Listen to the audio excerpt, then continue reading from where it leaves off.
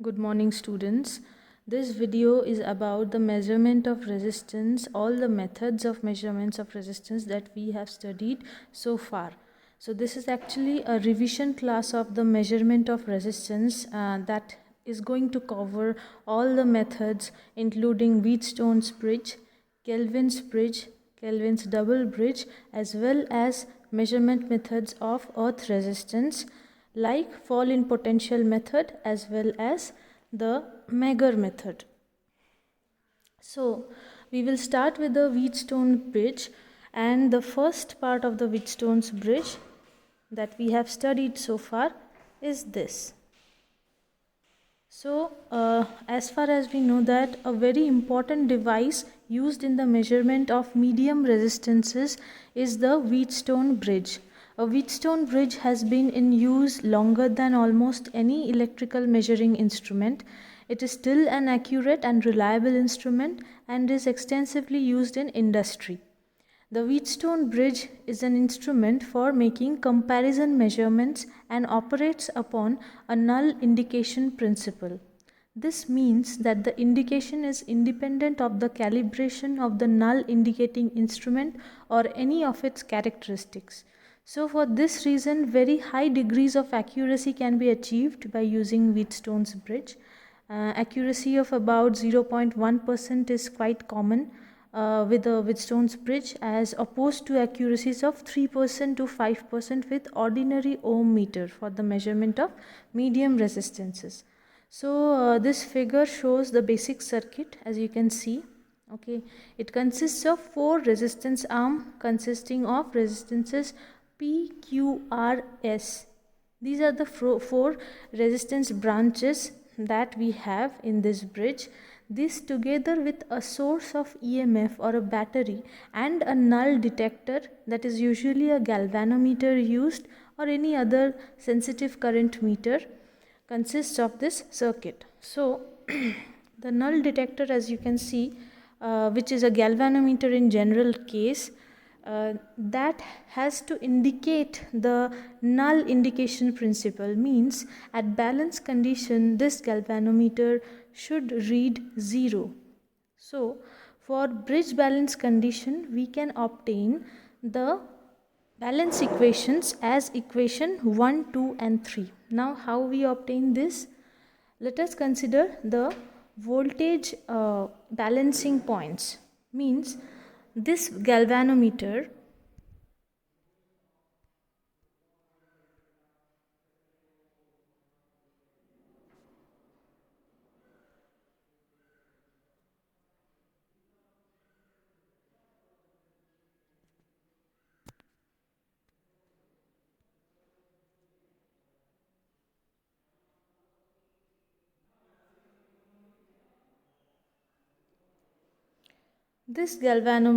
should show 0 condition in case of when the voltage difference between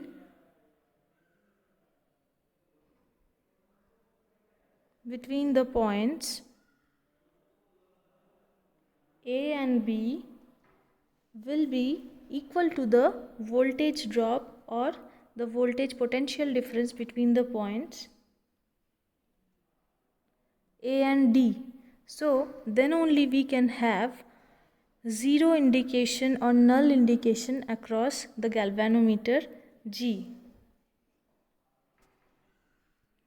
Now if we proceed, we will see that for making the points B and D to have same potential, we will see I1P equals to I2R.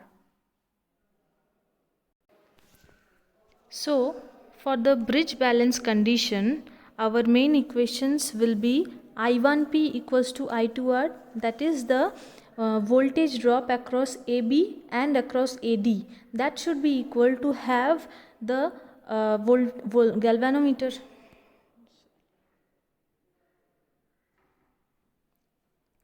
the points between A and D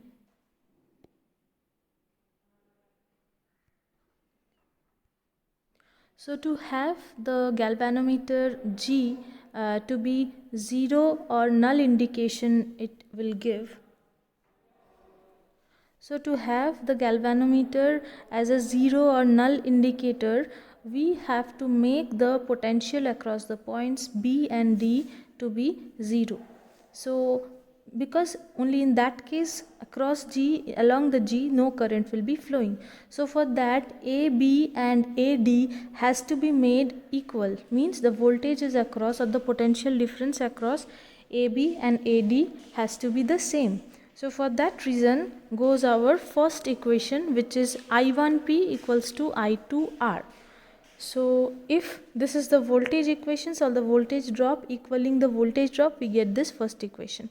Next equation is the equation of I1 equals to I3, meaning the current flowing in the AB branch and the current flowing through the BC branch, that has to be equal, so that no current is going in the branch of G galvanometer, means the same current flowing from A to B is the same current that should be flowing between B to C, because no other current is going inside G.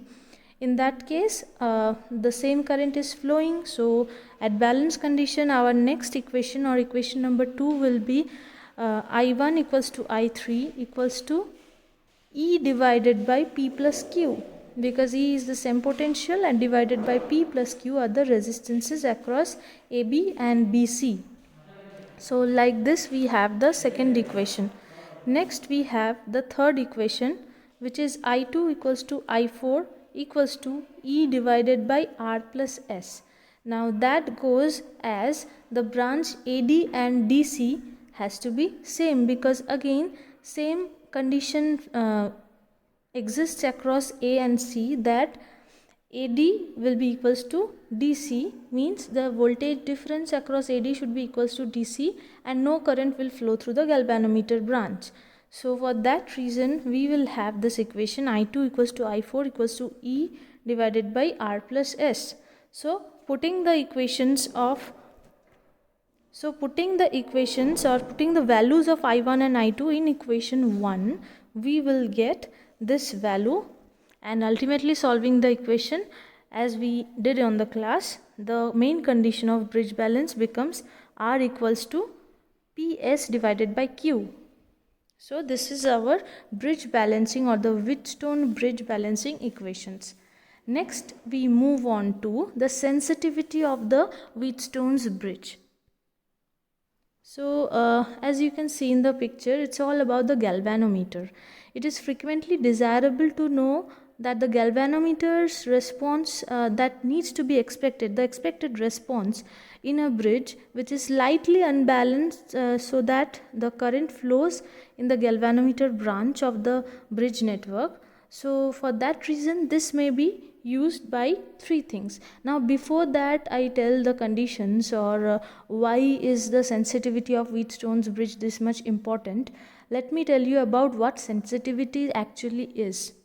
So sensitivity is how minor the galvanometer reads its own reading for a slightest movement or a slightest change in voltage, current, or any other parameter to be varied. Now this galvanometer is an instrument used for detecting the presence of small currents or voltages in a circuit, or for measuring their magnitudes. Galvanometers are used in bridge and potentiometer measurements, where their function is to indicate the zero current. Therefore, the galvanometers should be sensitive and must have a stable zero. So for that reason, we define the sensitivity of the galvanometer in terms of several ways, like current sensitivity, voltage sensitivity, meg-ohm sensitivity. For example, voltage sensitivity, which we will study now, as V is given by theta divided by E. Now what is theta? Theta is the deflection due to the change, and E is the EMF across those 2 points, across the 2 points whose voltage sensitivity is to be measured. So going to the different conditions.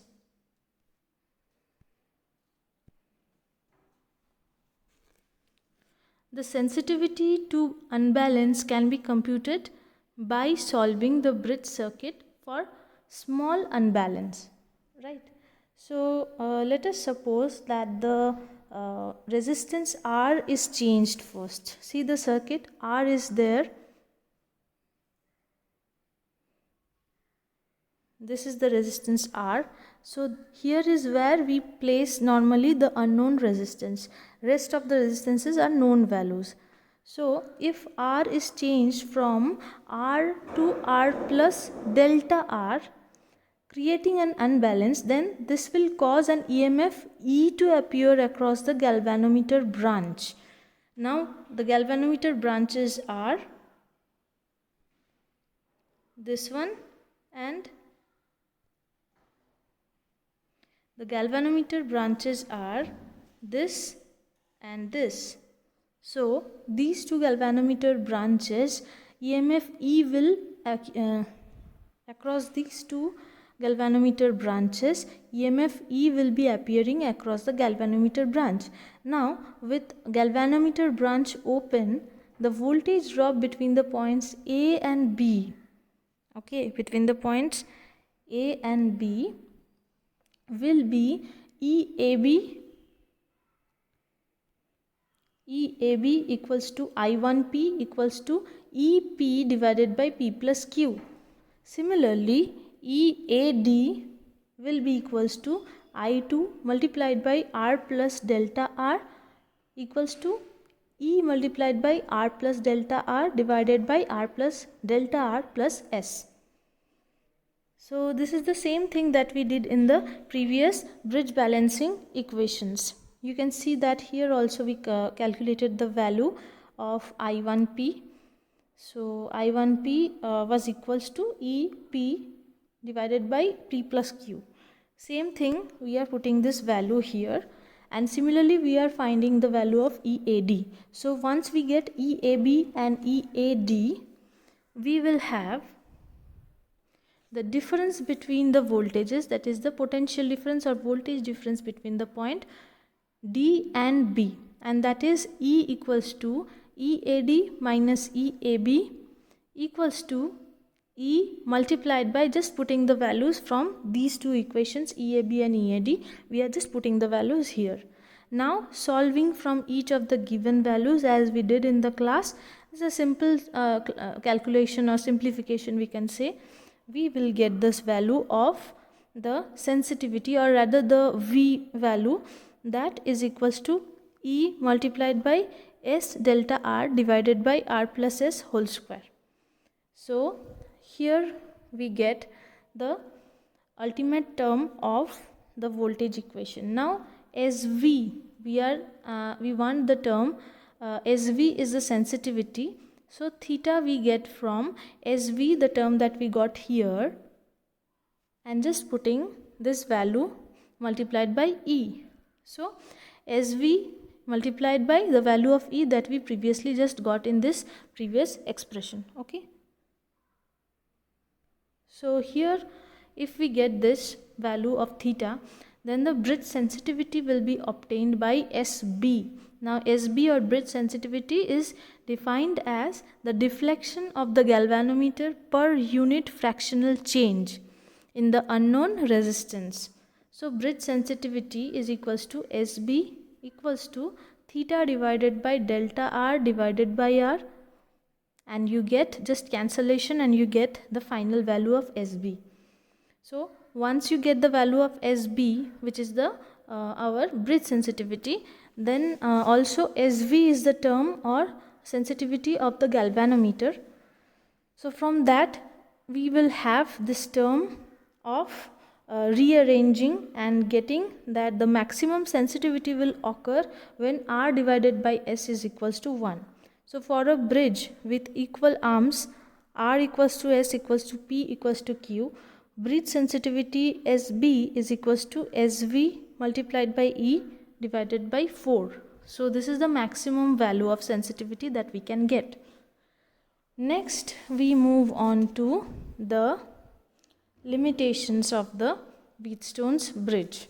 Now before moving to the limitations, let me just tell you all that the following factors should be considered for the precision measurements of medium resistances with the Wheatstone's bridge. What are they?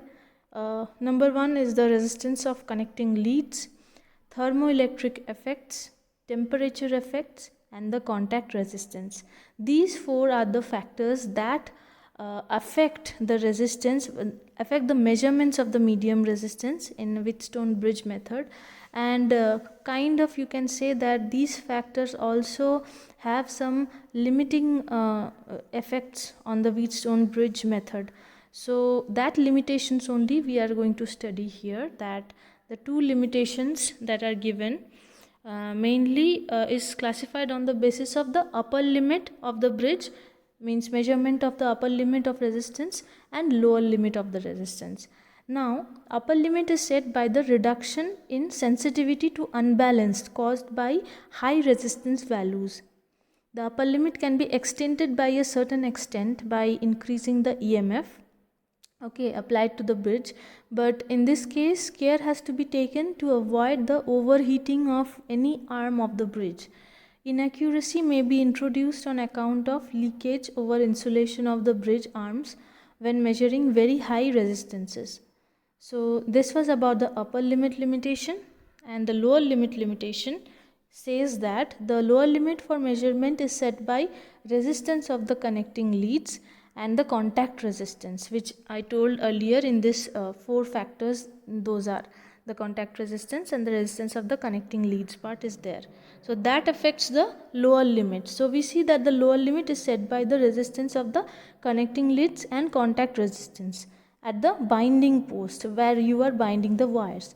So the error caused by leads may be corrected fairly well, but contact resistance presents a source of uncertainty that is difficult to overcome. Now that is a limit which is difficult. So for that case, for the lower limit, means if we have too low a value of resistance that needs to be measured and lower limit of the Wheatstone bridge doesn't allow that, then this method of Wheatstone bridge is not fit for that. So in that case, what we will do? We will go for the low resistance method, means methods of measurement for low resistance, in which we incorporate Kelvin's bridge. So Kelvin's bridge is our next modification, which is a modification of Wheatstone's bridge, and this provides greatly increased accuracy in measurement of low resistance values. The difficulties arising on account of the resistance of the leads and the contact resistances while measuring the low value of resistance are greatly overcome in this Kelvin bridge method. So if we consider the bridge circuit, you can see the circuit, it is very similar to the Wheatstone's bridge circuit. Here only difference is that the resistance at the connecting points, means the point which was D earlier, that point, that is a terminal resistance portion, that point is connected by a dial portion, and we make the galvanometer connections divided into two connections, that is M and N. We divide the galvanometer end to two connections, and then we connect to M and N points, which represents the connection of the two galvanometer ends. Now the resistance of the leads is considered to be R, and that is divided into R1 and R2. See, when the galvanometer is connected to point M, the resistance R of the connecting leads is added to the standard resistance S. When the galvanometer is connected to point M, the resistance R of the connecting leads is added to standard resistance S, while this results in an indication of too low value of unknown resistance R. Whereas when connection is made to point N, the resistance R is added to the unknown resistance, resulting in an indication of too high a value of resistance R. So instead of using the point M or N, any intermediate point D is chosen. Now this D point is used where the resistance R is small r, is divided into two parts, R1, small r1 and small r2, such that small r1 divided by small r2, the ratio of r1 and r2 is chosen equals to capital P by capital Q. Okay, so this arrangement is made due to the difficulties that arise in Wheatstone's bridge on account of the resistance of the leads and the contact resistances. Okay, So if we consider R1 and R2 to be equal to P divided by Q, the ratio to be equals to P divided by Q, then taking this as equation 1, and then again for a small change at balance we will have capital R plus small r1 equals to P by Q ratio multiplied by capital S plus small r2. Then we will solve this equation, and from the value of 1 and 2 we can again find out, as you can see from the diagram, we can find out that this implies the same as capital R is equals to P divided by S divided by Q multiplied by S. So this makes that the galvanometer connection at the point D, the resistance at leads does not affect the result. So this process described above is obviously not a practical way, but still we have the low value resistance method, one of the very important things that Wheatstone bridge was not covering. So for now determination of the correct point D has to be chosen very carefully. For this is not the practical way. So for that when we see that the point has to be taken, we will see that we will make another configuration that will be our Kelvin's double bridge. So this is our Kelvin's double bridge method. So this is the Kelvin's double bridge method, where this bridge incorporates the idea of a second set of ratio arms, hence the name double bridge, and the use of 4-terminal resistance for low resistance arms.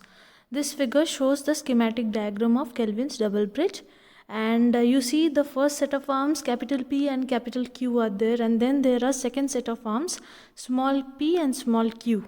So this small p and small q is used to connect the galvanometer to the point D at the appropriate potential between the points M and N to eliminate the effect of the connecting lead resistances. So this connecting lead resistance small r, as you can see, between R and S, the standard resistance S and capital R, between that the resistance of the lead small r is there. So for that reason we take small p and small q a second set of ratio arms. Now let us see about the balancing equations and how we consider the ratios. So here we can see that for a Kelvin's double bridge, the ratio arms are taken as small p divided by small q equals to capital P divided by capital Q. So under balanced condition, there is no current through the galvanometer, which means that the voltage between A and B, that is EAB, is equal to the voltage drop EAMD between A and C.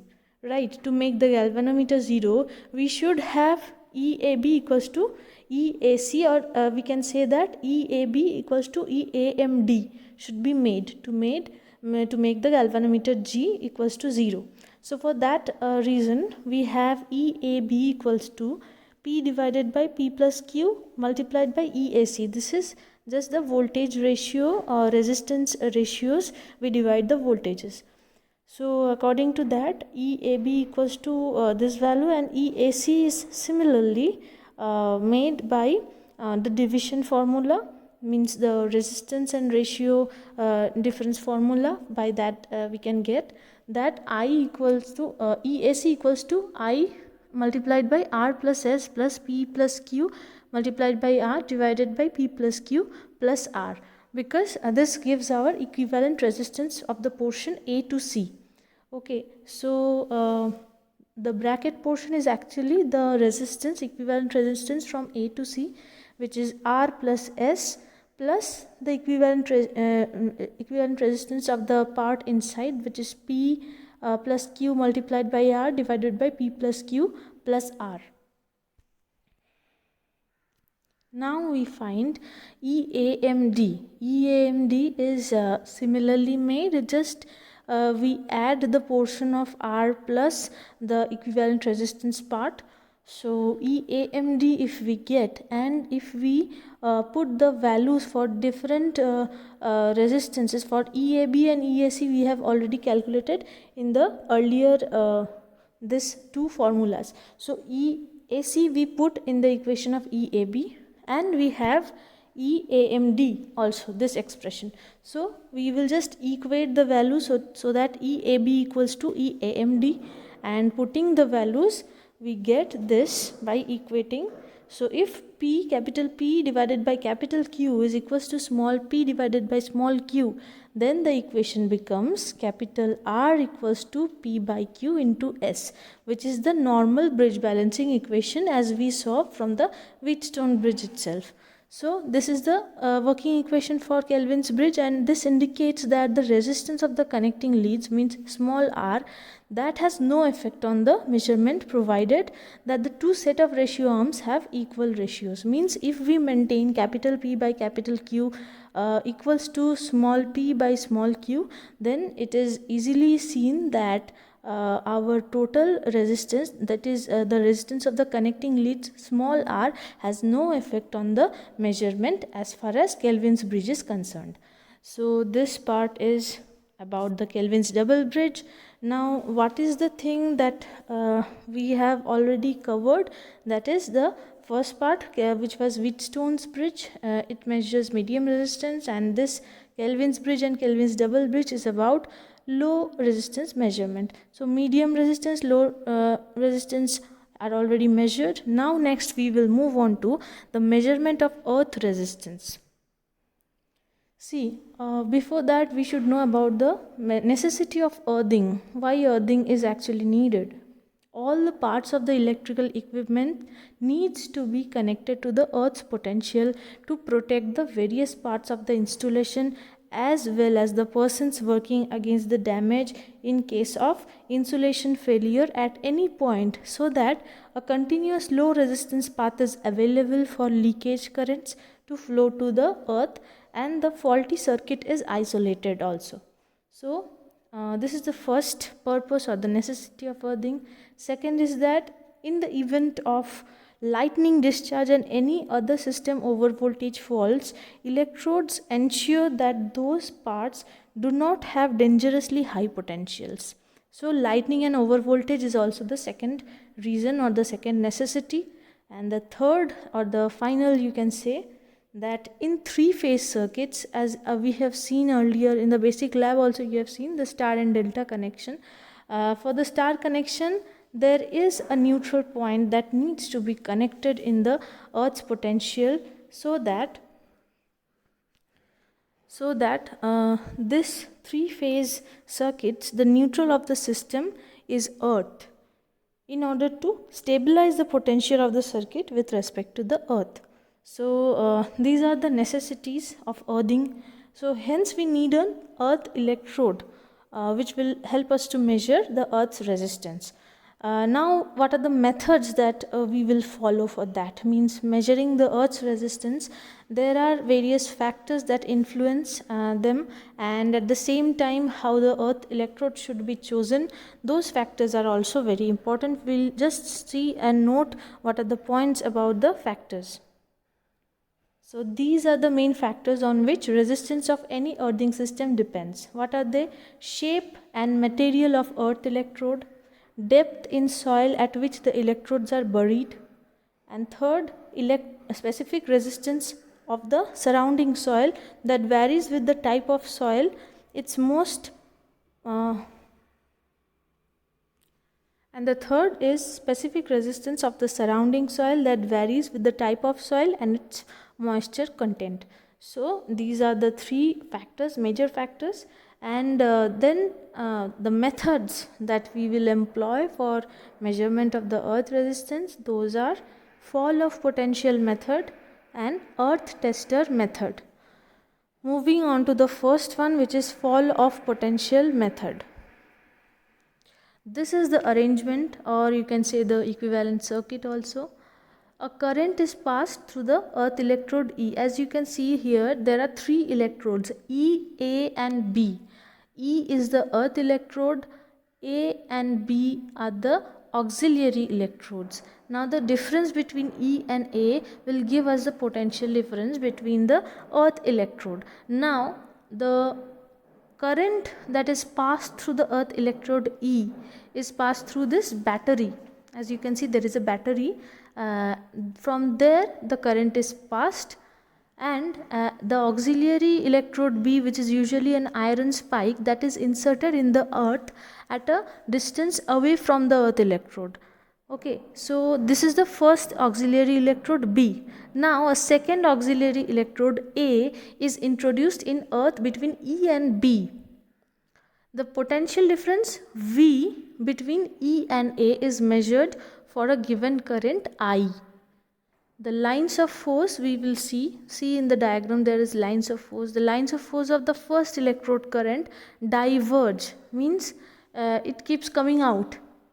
Diversion means it's coming out, conversion means it is going inside that point. So as far as the arrows are concerned, you see those arrows will show the lines of force. Those lines of force of the first electrode current diverges, and those of the second electrode current converges. As a result, the current density is much greater at the vicinity of the electrodes than at a distance away from them. Now if we see the potential distribution, the equivalent circuit being like this, the potential distribution between the electrodes are shown in the curve below. As you can see in the curve, that the curve below shows that where it is apparent from the curve, it is very apparent that the potential rises in the proximity of the electrodes E and B. From E and B, those are the points where the potentials rises in the proximity and is constant in the middle section.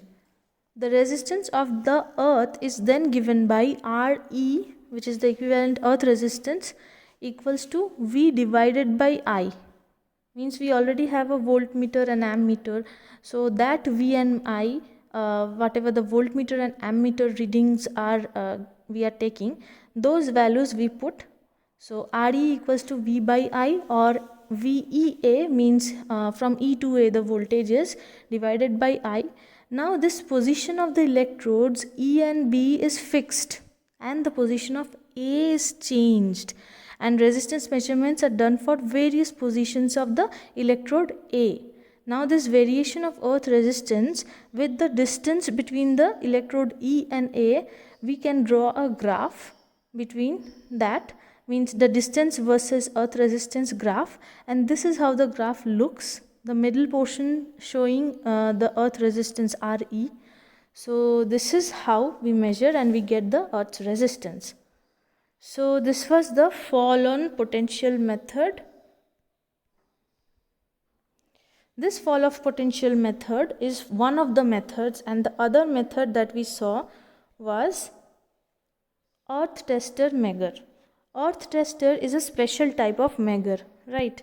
So I told you, and we also saw the picture. This is the picture of earth tester measure, where there is no, you don't need any voltmeter or ammeter. It directly, it's kind of ohm meter which reads the range of the earth's resistance, and generally this is actually a measure. If you have studied measure earlier or done experiment with a measure, you will know that measure is basically used for insulation resistance measurement.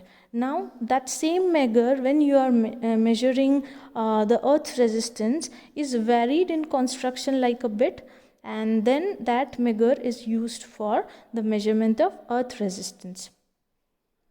So this is the construction of measure. I'll tell you just a few points before the introduction. So earth tester or measure, right? Earth tester is a special type of measure for the measuring resistance of the earth. Now apart from the two essential voltage coils in the measure, the earth tester has additional constructional features which are a rotating current reverser and a rectifier. Now both these additional features consist of a simple commutators made up of L-shaped segments. They are mounted on the same shaft on the hand-driven generator. Just see the diagram.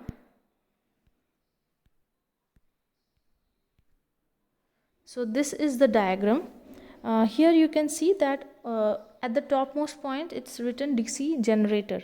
Now in the same shaft of the DC generator there lies two structures, the current reverser, which is a rotating current reverser, and the rectifier. Both of them seems to be an L-shaped structure, and they are on the same shaft as the hand driven generator. They are lying on the same shaft, you can see. So on that same shaft these two act as commutators, simple commutators. And apart from that, you see the main coil. There are four terminals coming out of the coils. The current coil and the voltage coils, they are connected to the respective four terminals P1, P2 and C1, C2. Two terminals P1 and C1 are shorted and they form a common point to be connected to the earth electrode, and the other two terminals P2 and C2 are connected to auxiliary electrodes P and C respectively. So here also you can see three electrodes, right? First electrode is the E1s, and P and C are the auxiliary electrodes at the bottom only, just at the same straight line where it is a straight line is drawn at the bottom. There you can see E, P and C, those are the electrodes. Just like in fall of potential method we saw, here also these are the electrodes where P and C are the auxiliary electrodes and E is the earth electrode. So the connection is very simple. The two terminals P2, C2 are connected to the auxiliary electrodes P and C, and P1, C1 is shorted to form a common point and is connected to the earth electrode E. So now the basic operating principle, the torque. The torque exerted by the voltage coil increases as it moves into a stronger field, and this torque is maximum when it is under the pole phase, and under this condition the pointer is at 0 end of the resistance scale.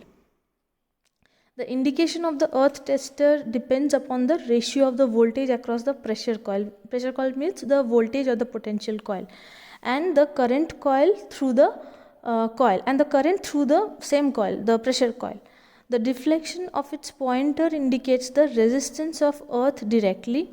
Although the earth tester, which is a permanent magnet moving coil, PMMC instrument we call, and can operate on DC only, yet by including the reverser and the rectifying device, the first two devices that I told you, L-shaped structure, including these two devices, it is possible to make the measurements with AC flowing in the soil, means alternative current flowing through the soil, right? So this is all about the resistance measurement methods, or whatever methods of resistance we have in our syllabus.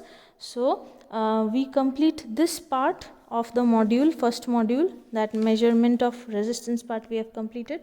Next part of the first module is about the measurement of inductance and capacitance, that we will be following in our next class. Okay, so end of this class. Thank you.